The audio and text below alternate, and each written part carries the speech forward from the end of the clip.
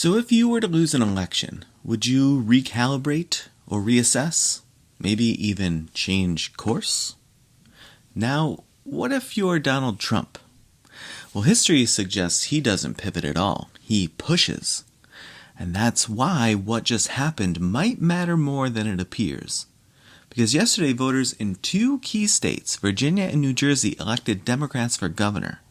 Not just any Democrats. Abigail Spanberger and Mikey Sherrill both positioned themselves as pragmatic, center-left leaders.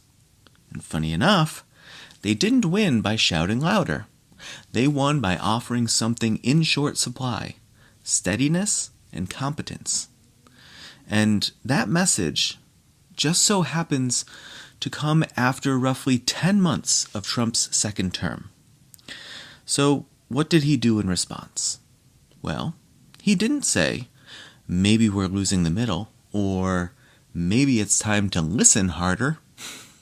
But he did urge Senate Republicans to end the shutdown by scrapping the filibuster.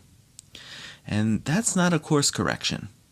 That's procedural hardball. That's changing the rules to force a win. And it's familiar, because back in 2018, after Republicans lost the House, Trump announced over 5,000 active duty troops would be sent to the southern border. He floated ending birthright citizenship by executive order then, and he fired his attorney general the day after the midterms. And in 2020, when voters chose Joe Biden, he didn't concede. He fired the defense secretary and installed loyalists at the Pentagon, and pressured Georgia's Secretary of State to find votes that weren't there. And even after 2022, when MAGA candidates underperformed, he launched his 2024 campaign anyway. Then later posted that parts of the Constitution should be terminated to reverse the outcome. So, if you're wondering what happens now, history does not point to duty or stewardship. It points to reorganization and consolidation.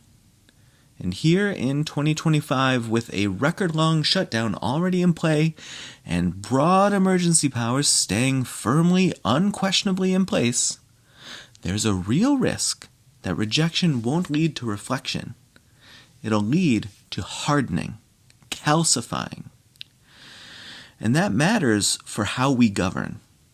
Because when power responds to no, by pushing harder, by bypassing process, or leaning on fear, or by shifting from persuasion to control, then the damage doesn't just land on politics.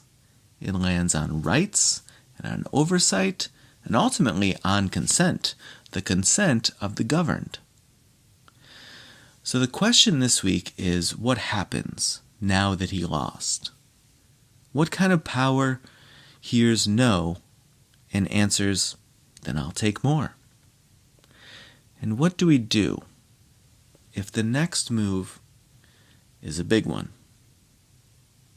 Keep your eyes peeled out there.